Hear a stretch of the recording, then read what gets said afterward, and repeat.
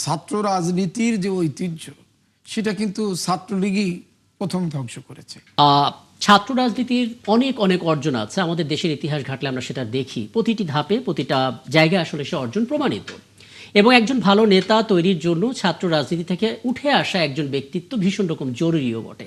কিন্তু আমাদের বাবা মারা আটকে ওঠেন যখন শোনেন যে ক্যাম্পাসে তার ছেলে মেয়ে রাজনীতি করা শুরু করেছে। তার মানে একটা ইমেজের ব্যাপার আছে যেটা এখন সংকটের মধ্যে কিছুটা হলেও পড়েছে।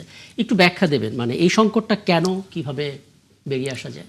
এই সংকটটা আসলে যে সবসময় চলমান ছিল বিষয়টা ওরকম না। জি।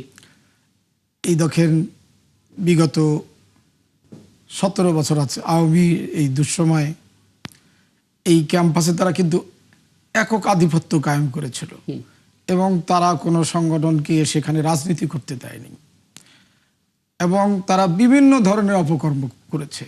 মানে এইগুলি বলে শেষ করা যাবে না যে তারা কত ধরনের অপকর্ম করেছে।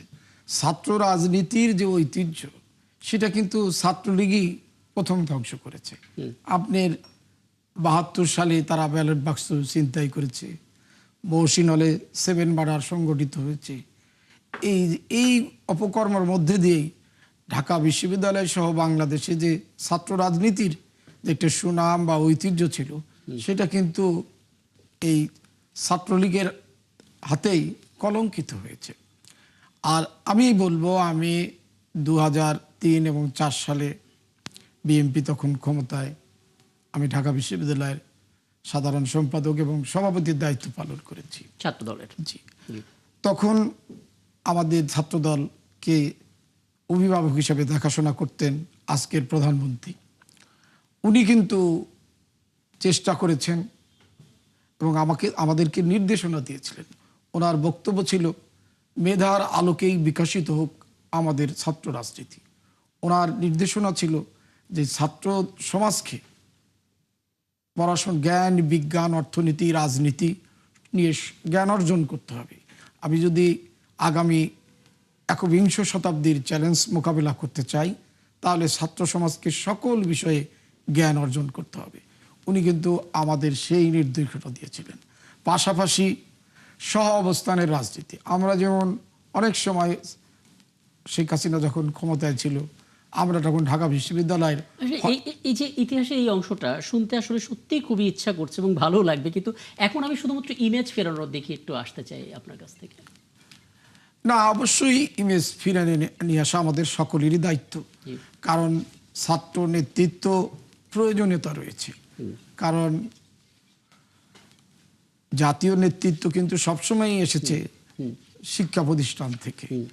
সেই নেতৃত্ব যাতে বিকশিত হতে না পারে এটাও কিন্তু এক ধরনের ষড়যন্ত্র, যে ছাত্র রাজনীতিকে কিভাবে কলুষিত করা যায়। এই যে নিয়মিত নির্বাচন না হওয়াটাও কিন্তু ছাত্র রাজনীতির জন্য এটা খুব খারাপ দিক। আপনি যদি নিয়মিত নির্বাচন হতো তাহলে ছাত্রদের ম্যান্ডেট, ছাত্রদের প্রয়োজন হতো, তাহলে এই সন্ত্রাস কিন্তু আপনি বন্ধ হয়ে যেত। আমরা দেখতে পাচ্ছিলাম যে প্রধানমন্ত্রী যে কটা বক্তব্য দিয়েছেন, যে কটা পয়েন্ট বলেছেন, তার ভিতরে 3টা যদি আমরা হাইলাইট করি, প্রথমত গবেষণার কথা, দ্বিতীয়ত সংস্কৃতি চর্চার কথা। অর্থাৎ সংস্কৃতির বিকাশ না ঘটলে রাজনীতির বিকাশ ঘটবে না। এবং 3 নম্বর পয়েন্ট বলেছেন যে রাজপথে হইচই করে কিছু গড়া যায় না, রাজনীতি সংসদে হওয়া উচিত।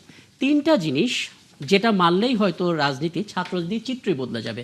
ছাত্ররা কি প্রস্তুত এই 3টা মানার জন্য? ছাত্রদেরকে মানসিকভাবে তৈরি করতে হবে। কিন্তু আমাদের সকল সমস্যা, যেহেতু এখন একটা গণতান্ত্রিক পন্থায় একটা অবাধ নির্বাচনের মাধ্যমে একটি জাতীয় সংসদ প্রতিষ্ঠা হয়েছে, আমাদের রাজনীতির এখন কেন্দ্রবিন্দু হওয়া উচিত রাজপথ নয়, জাতীয় সংসদ। সেই মানসিকতা আমাদেরকে পোষণ করতে হবে এবং সেই মানসিকতা যাতে আমরা সবাই ধারণ করতে পারি সেই পরিবেশ আমাদের তৈরি করতে হবে। কিন্তু যখনই আমরা কেউ পরাজিত হই তখন তখন গণতন্ত্রের দিকে তাকাই না, তখন আমরা রাজপথে আন্দোলন করে একটা বিশৃঙ্খলা সৃষ্টি করে চেষ্টা করি। আমাদের মনে হয় এই কালচার থেকে আমাদের বেরিয়ে আসা উচিত।